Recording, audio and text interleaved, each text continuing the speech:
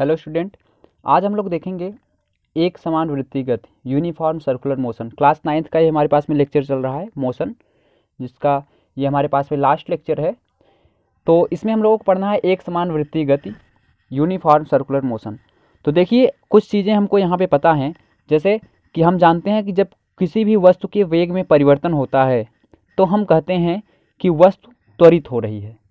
यानी ये सारी चीज़ें हम लोग पीछे पढ़ चुके हैं कि वस्तु में वेग क्या होता है, त्वरण क्या होता है, या त्वरित गति क्या होती है, ये सारी चीज़ें पढ़े हैं। फिर हम यहाँ पे उसी का यूज करके हम इसको समझाने का प्रयास करेंगे कि एक समान वृत्ति गति क्या होती है। तो हम यहाँ पे आपको ये बता रहे हैं कि जब कोई भी वस्तु, ठीक है, जब किसी भी वस्तु के वेग में परिवर्तन होता है, हम यहाँ पे लिखते हैं जब वस्तु के वेग में परिवर्तन होता है, वस्तु के वेग में परिवर्तन होता है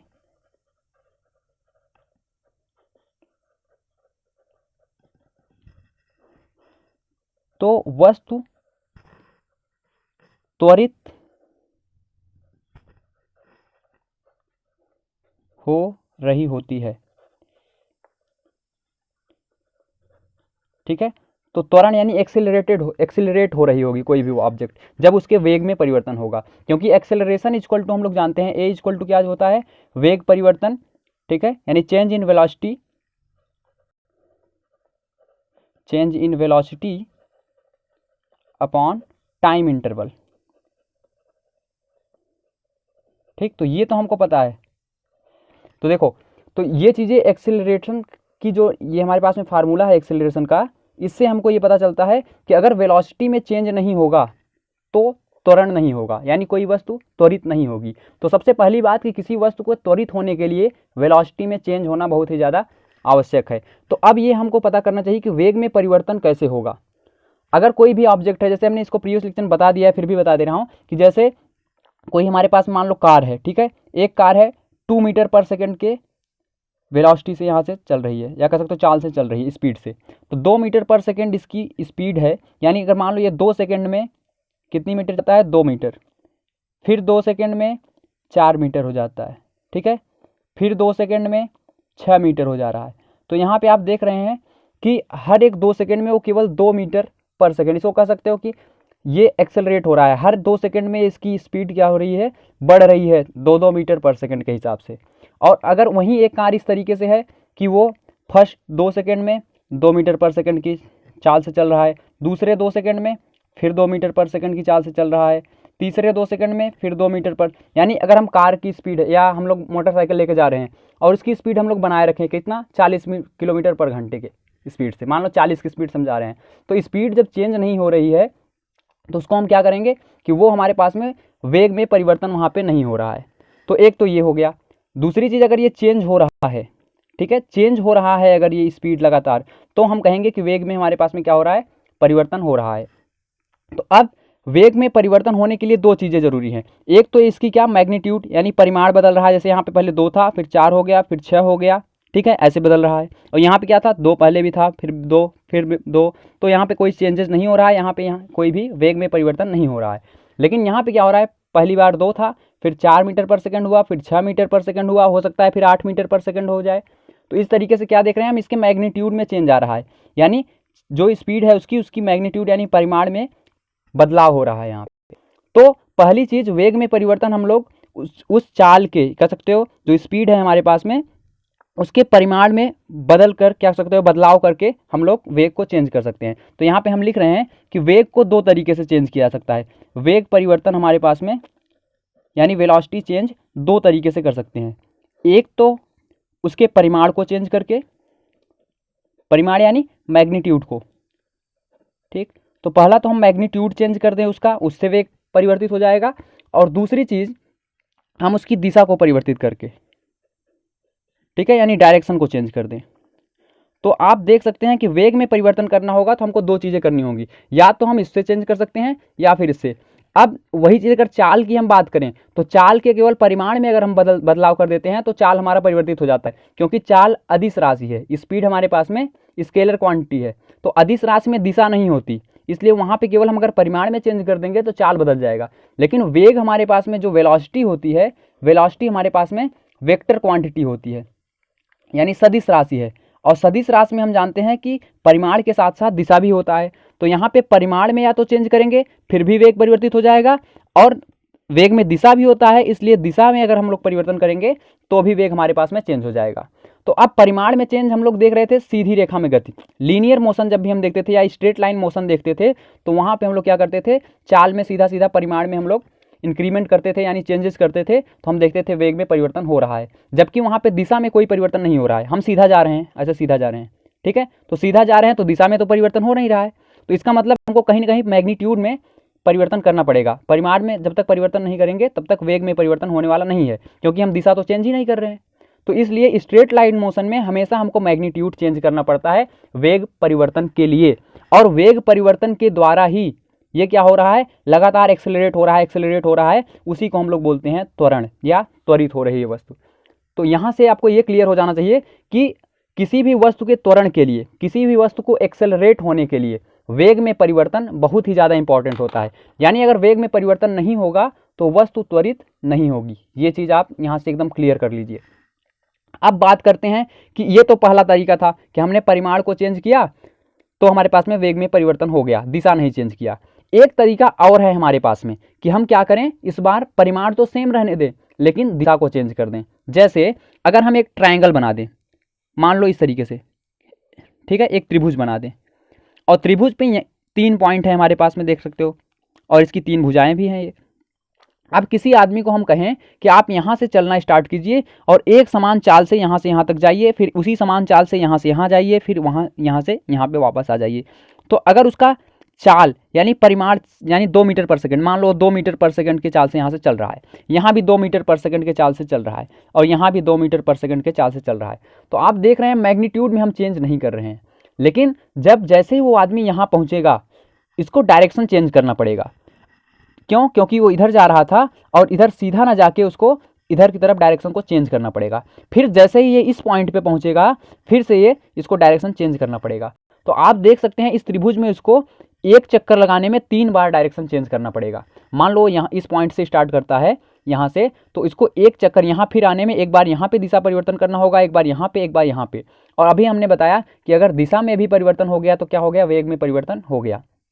तो इसका मतलब है अगर हम कहीं भी मोशन कर रहे हैं, ठीक है, किसी भी सर्कल में मोशन कर रहे हैं, चाहे वो ट्राइंगल हो, ठीक है, रेक्टेंगल हो, यानी अगर हम लोग क्लोज्ड मोशन कर रहे हैं, कह सकते हो एक प्रकार से बंद पथ पे अगर हम लोग मोशन कर रहे हैं, तो क्या होगा, हमारे पास में वहाँ पे दिशा में परिवर्तन होगा और दिशा में परिवर्तन कारण वेग में भी परिवर्तन हो जाएगा। इसका मतलब ये भी एक प्रकार की त्वरित गति का एग्जाम्पल हो जाएगा हमारे पास में, यहाँ पे भी त्वरित गति हो जाएगी, भले ही मैग्नीट्यूड चेंज नहीं हो रहा है। इसी तरीके से आपकी बुक में दिया गया है कि अगर हम रेक्टेंगुलर, ठीक है, रेक्टेंगल ले लें, तो रेक्टेंगल में क्या होगा, यहाँ पे 4 हमारे पास में पॉइंट होंगे। तो अगर यहाँ पे कोई दौड़ता है इस पे, तो उसको 4 जगह पे क्या करना पड़ेगा, अपनी दिशा को चेंज करना पड़ेगा, ठीक है। तो इसका मतलब यहाँ भी क्या होगा, वेग में परिवर्तन। तो आखिर आप एग्जैक्ट देखिए वेग में परिवर्तन हो कहाँ रहा है। अगर वो यहाँ से मोशन को स्टार्ट कर रहा है तो जैसे ही यहाँ तक जाएगा, जब तक सीधा चल रहा है तब तक तो उसके वेग में कोई परिवर्तन नहीं होगा। क्यों? क्योंकि चाल तो उसका सेम है, 2 मीटर पर सेकंड के चाल से चल रहा है यहाँ तक। लेकिन जैसे ही ये इस कॉर्नर पे पहुँचेगा, इसको अपना वेग ऑटोमेटिक वो कम हो जाएगा। जैसे आप बाइक लेके जा रहे हैं, मान लीजिए बाइक लेके जा रहे हैं आप, एक स्ट्रेट यहाँ से क्या है, रोड लगी हुई है, और आपको जाना है इस साइड, एक और भी हमारे पास में रोड लगा हो। तो ये हमारे पास में मान लो एक रास्ता है, हम बाइक लेके यहाँ से जा रहे हैं और हमारी स्पीड क्या है, 60 किलोमीटर पर आवर की स्पीड से हम जा रहे हैं यहाँ पे। तो जब हम 60 किलोमीटर पर आवर की स्पीड से यहाँ से जा रहे हैं और मान लो हमको सीधा ना जाना हो, हमको इधर की तरफ जाना हो, ठीक है, हमको राइट मुड़ना है, तो क्या आप 60 की स्पीड से यहाँ से मुड़ सकते हैं बाइक लेके? कभी नहीं मुड़ सकते। आपको ऑटोमेटिक यहाँ पे मुड़ने के लिए आपको स्पीड को कम करना होगा, ठीक है। तो यानी यहाँ पे डायरेक्शन चेंज करते समय आपकी स्पीड क्या हो जाएगी, कम हो जाएगी। और जैसे ही डायरेक्शन चेंज होगा तो आप समझ सकते हैं वेग में परिवर्तन हो जाएगा, क्योंकि हम बार बार बता रहे हैं कि वेग में परिवर्तन के लिए 2 ही चीज़ें जिम्मेदार हैं। एक तो उसका मैग्नीट्यूड, यानी इसको हम 2 से 4 कर दें, 3 कर दें, 5 कर दें, या उसकी डायरेक्शन को ही चेंज कर दें। तो स्ट्रेट लाइन में तो डायरेक्शन हम चेंज कर नहीं रहे थे, यहाँ पे परिमाण में केवल चेंज कर रहे थे, 2 से 4 कर रहे थे, 4 से 6 कर रहे थे। लेकिन किसी भी सर्कल या कह सकते हो कि क्लोज पाथ में अगर हम लोग मोशन कर रहे हैं तो वहाँ पे ऑटोमेटिक जितने हमारे पास में कॉर्नर होंगे वहाँ पे उसका डायरेक्शन क्या हो जाएगा, चेंज हो जाएगा। तो यहाँ तक हमको लगता है बात आपको क्लियर हुई। इसी तरीके से आप कितनी बार यहाँ पे दिशा परिवर्तित होगी वो आप निकाल सकते हैं, इसमें कितने कॉर्नर हैं। या इसके कितने हमारे पास में ये भुजाएं हैं, 1 2 3 4, तो 4 भुजाएं हैं, तो 4 बार इसमें क्या होगा, दिशा परिवर्तन होगा। आप अगर इसी तरीके से खटभुज ले सकते हैं, हेक्सागोनल, हेक्सागोन ले लें अगर आप, तो इसमें 6 जगह पे चेंज होगा, ठीक है, एक यहाँ पे, यहाँ पे, यहाँ पे, यहाँ पे, इस तरीके से 6। अगर ऑक्टाहेड्रल ले लेते हो आप, ऑक्टागोनल ले लेते हो, ऑक्टागोनल ले लेते हो कोई भी, यानी अष्टभुजा वाला कोई भी हमारे पास में बंद वक्र ले लेते हो, तो 8 जगह पे होगा। इसी तरीके से आप समझो कि अगर जैसे जैसे आप समझ सकते हैं, जैसे जैसे हम भुजाओं की संख्या बढ़ा रहे हैं, 3 था तो दिशा परिवर्तन 3 बार हो रहा था, 4 हुआ तो दिशा परिवर्तन 4 बार हुआ, 6 हुआ तो 6 बार, 8 हुआ तो 8 बार। और साथ ही साथ आप ये भी ध्यान दीजिए कि जैसे जैसे हम भुजाओं की संख्या बढ़ा रहे हैं, ठीक है, जैसे जैसे हम भुजाओं की संख्या बढ़ा रहे हैं, इसका जो आकार है भुजा का वो छोटा हो जा रहा है। अभी हम मान लो ऑक्टागोनल बनाए यहाँ पे, तो क्या हो जाएगा, ऐसे बनेगा, देखो ये इस तरीके से 8 भुजाएं तो हैं, लेकिन इसका क्या हो जाएगा, जो भुजा की लंबाई है वो इतनी छोटी हो गई, ये यहाँ से यहाँ, यहाँ से यहाँ, यहाँ से यहाँ, ये ठीक है, तो छोटा हो गया। तो जैसे जैसे ऐसे हम लोग, अगर मान लो हम लोग बहुत ज़्यादा नंबर ले लें, 1000 ले लें, ठीक है, 1000 भुजाओं वाला एक कोई हम लोग क्लोज्ड पाथ बनाएं, तो क्या होगा, डॉट की तरह हो जाएगा वो, ऐसे ऐसे ऐसे ऐसे करना पड़ेगा हमको, इतना छोटा लेना पड़ेगा, क्योंकि अब देखो इतने में अगर हमको सर्कल बनाना है तो हमको यहाँ ज़्यादा से ज़्यादा केवल हम 25 या 20 डॉट्स के आसपास हमने लिया, केवल 20-25 बिंदुओं में ही हमारा ये गोला तैयार हो गया। और हम करें हज़ारों ले लें तो क्या हो जाएगा, तो ये इस तरीके का पाथ न बन के एक सर्कल बन जाएगा। ध्यान देना, एक सर्कल बन जाएगा हमारे पास में। सर्कल क्या है हमारे पास में, इसी तरीके का हम लोग कई सारी भुजाओं से मिलकर बनाए, यानी एक छोटा सा यहाँ ले लें, यहाँ ले लें, यहाँ ले लें, तो हमको सर्कल की तरह दिख रहा है, क्योंकि जब हम लोग भुजाओं की संख्या को बढ़ाएंगे तो ये डॉट इतना छोटा हो जाएगा, इतना छोटा। तो छोटा होने के साथ साथ इसका मतलब आप कह सकते हो कि ये कई भुजाओं वाला, अनंत भुजाओं वाला, अगर हम कोई भी एक क्लोज्ड पाथ ले लेते हैं तो वो सर्कल बन जाती है हमारे पास में। तो आप समझ सकते हो, जब अनंत भुजाओं वाला है तो उसका डायरेक्शन कितनी बार चेंज होगा। जब 3 भुजा वाला था तो 3 बार डायरेक्शन चेंज होता था, 4 वाला था तो 4 बार चेंज होता था, 5 वाला था तो 5 बार चेंज होता था। तो जब अनंत भुजाओं वाला है ये हमारे पास में, तो इसका मतलब है ये इनफाइनाइट बार इसका डायरेक्शन चेंज होगा। यानी कोई अगर सर्कल में मोशन कर रहा है, सर्कुलर मोशन कर रहा है, तो उसकी जो डायरेक्शन होगी कितनी बार चेंज होगी, इनफाइनाइट बार, बहुत बार चेंज होगी। कह सकते हो जितने डॉट से मिलकर ये बना होगा उतनी बार इसकी डायरेक्शन हमारे पास में चेंज होगी। तो यही चीज़ हम समझाने का प्रयास कर रहे हैं। जब इसकी डायरेक्शन चेंज हो जाएगी तो इसका क्या होगा, वेग में परिवर्तन होगा, और वेग में परिवर्तन होना ही क्या कहलाती है, वस्तु की त्वरित गति कहलाती है या एक्सेलरेटेड मोशन कहलाती है। इसका मतलब क्या हुआ कि अगर कोई सर्कुलर मोशन कर रहा है, ठीक है, इसका मतलब क्या हुआ कि कोई सर्कुलर, अगर यूनिफॉर्म सर्कुलर मोशन कर रहा है, ध्यान देना यूनिफॉर्म क्यों, क्योंकि हम मैग्नीट्यूड को चेंज नहीं करेंगे, 2 मीटर पर सेकंड से ही चेंज कर रहे हैं, इसको चेंज नहीं करना है हमको। तो इसी को हम लोग, इसका मतलब कह सकते हैं कि जो सर्कुलर मोशन है, कौन सा सर्कुलर मोशन, यूनिफॉर्म, हम यहाँ पे लिख देते हैं, uniform circular motion is an accelerated motion, ठीक। तो ये आप लोग याद रखना कि अगर कोई भी एक समान वृत्तीय गति है तो वह एक त्वरित गति का उदाहरण होती है। यानी कोई भी अगर सर्कल में मूव कर रहा है तो वो एक प्रकार से त्वरित गति का उदाहरण है हमारे पास में। ये चीज़ आपको याद रखना है हमेशा, ठीक। अब इसका डायरेक्शन बहुत बार चेंज हो रहा है, हम कह रहे हैं, इसका आप एग्जाम्पल से भी इस बात को समझ सकते हैं। एग्जाम्पल कैसे, एक आदमी है, ठीक है, एक आदमी को अगर हम लोग, मान लो ये आदमी है, इसको, इसके हाथ में एक हम लोग क्या दे दें, धागा दे दें यहाँ से, और धागे से बांध के एक पत्थर यहाँ पे बांध दें, और पत्थर को इसके चारों तरफ से घुमाने को कहें, इससे मान लो इस तरीके से हम ही ले लेते हैं, मान लो एक अपने हाथ में पत्थर ले लो और उसमें धागा ले लो और उसमें एक पत्थर किनारे पे बांध के चारों तरफ अपने घुमाओ। तो घुमाने पे क्या होगा कि जैसे ही आप इसको छोड़ेंगे और घुमाने के बाद तेजी से कर दिया आप इसको छोड़ दो, तो छोड़ने पे क्या होगा, कुछ फिक्स डायरेक्शन है, आप पहली बार करेंगे पता लगा पत्थर यहाँ जाके गिरा, दूसरी बार आपने ऐसा किया तो पता लगा पत्थर यहाँ जाके गिरा, तीसरी बार किया तो पता लगा यहाँ गिरा। तो आखिर ये अलग अलग स्थानों पे क्यों गिर रहा है, इसका कारण यही है कि इसकी जो डायरेक्शन है वो पता नहीं कितनी बार चेंज हो रही है। आप अंदाज़ा नहीं लगा सकते कि आप चाहेंगे हम इसको यहाँ फेंक दें, लेकिन एग्जैक्ट वहाँ आप नहीं फेंक सकते। क्यों, क्योंकि इसका direction point two point change हो रहा है, हर एक पॉइंट पे इसका डायरेक्शन क्या हो रहा है, चेंज हो रहा है। तो ये चीज़ है, इससे ये प्रूफ हो जाता है कि अगर सर्कल में कोई मोशन कर रहा है, यूनिफॉर्म मोशन, तो वो एक एक्सेलरेटेड मोशन होती है और उसका डायरेक्शन हमेशा चेंज होता रहता है। ये चीज़ आपको एकदम क्लियर होनी चाहिए यहाँ से। अब एक चीज़ यहाँ पे हम और आपको बताना चाहेंगे, तो अब ये आखिर जो डायरेक्शन है ये किस डायरेक्शन में जाएगा अगर हम इसको छोड़ेंगे। तो देखिए, जिस पॉइंट पे हम छोड़ेंगे, जैसे मान लो ये सर्कल है हमारे पास में, ये सर्कल है। अगर हम लोग यहाँ पे छोड़ते हैं तो ये यहाँ से हम एक इस तरीके से हम लोग रेखा खींचेंगे, ये इसको टच करती हुई, स्पर्श करती हुई जाएगी। अगर इस पॉइंट पे छोड़ते हैं तो उसका जो डायरेक्शन होगा, जो हम छोड़ेंगे पत्थर को, तो वो इस डायरेक्शन जाएगी। अगर इस पॉइंट पे उसको छोड़ते हैं तो ये इधर जाएगा, इस पॉइंट पे छोड़ते हैं तो ये इधर आएगा, इस पॉइंट पे छोड़ेंगे तो ये इधर। यानी हम एक इस तरीके से रेखा बनाएंगे जो कि इसको स्पर्श करती हुई जाएगी, तो वहीं से हमारे पास में क्या होगा, वो पत्थर यहाँ से छोड़ेंगे तो इस तरीके से जाएगा। तो आप देख सकते हैं हर एक कई पॉइंट बनाएंगे तो हर पॉइंट पे अलग अलग डायरेक्शन यहाँ पे निकल के आएगी। तो ये चीज़ आपको क्लियर हो चुका होगा। अब एक चीज़ यहाँ से और हमको पता चलती है, एक फार्मूला हम यहाँ पे बनाते हैं। फार्मूला क्या होता है, यहीं पे छोटा सा फार्मूला हम आपको लिख देते हैं जिसको आप याद रखना है। मान लो एक सर्कल है, मान लो एक सर्कल है जिसका रेडियस कितना है, r है, रेडियस r है इसका, और तो इसका सर्कल का सरकमफेरेंस क्या होता है, यानी परिधि क्या होती है, त्रिज्या तो r है, सर्कल का एक वृत्त है मान लो, उसका त्रिज्या कितनी है, r है, और उसका सरकमफेरेंस यानी परिधि कितनी होती है, 2πr, हम जानते हैं उसका 2πr होगा। और मान लो कोई आदमी है या कोई भी चीज़ है, ये इसको एक चक्कर लगाने में t समय लेती है। कितना समय लेती है, t समय, यानी एक चक्कर इस वृत्त का लगाने में कोई भी ऑब्जेक्ट t समय लेता है, तो बताओ उसकी वेलोसिटी क्या होगी। अब वेलोसिटी क्या होगी, वेलोसिटी यानी उसका बताओ v कितना होगा। हम लोग जानते हैं कि वेलोसिटी बराबर क्या होता है, वेलोसिटी बराबर यानी वेग चाल बराबर क्या होता है, दूरी बटे समय, यानी डिस्टेंस अपॉन टाइम। हम लोग ये जानते हैं, ये फार्मूला हमने पीछे पढ़ चुका है। अब देखो, जब वेग चाल बराबर दूरी बटे समय है तो यहाँ पे दूरी कितनी तय कर रहा है, वो दूरी तो यही तय कर रहा है जितना ये सरकमफेरेंस है इसका, तो इतना सरकमफेरेंस है कितना है, 2πr, यानी वेलोसिटी इक्वल टू क्या हो जाएगा, 2πr, ये हो गई इसकी डिस्टेंस, डिस्टेंस की जगह दूरी की जगह हमने इसको लिख दिया, और बटे दूरी बटे समय होता है, डिस्टेंस अपॉन टाइम, तो टाइम कितना लगेगा, t, यानी v इक्वल टू हो जाएगा 2πr/t। ये फार्मूला बहुत ही ज़्यादा इंपॉर्टेंट है, आप एक सवाल इसमें लास्ट में मिलेगा एनसीईआरटी में, इससे हम लोग उसको लगाएंगे।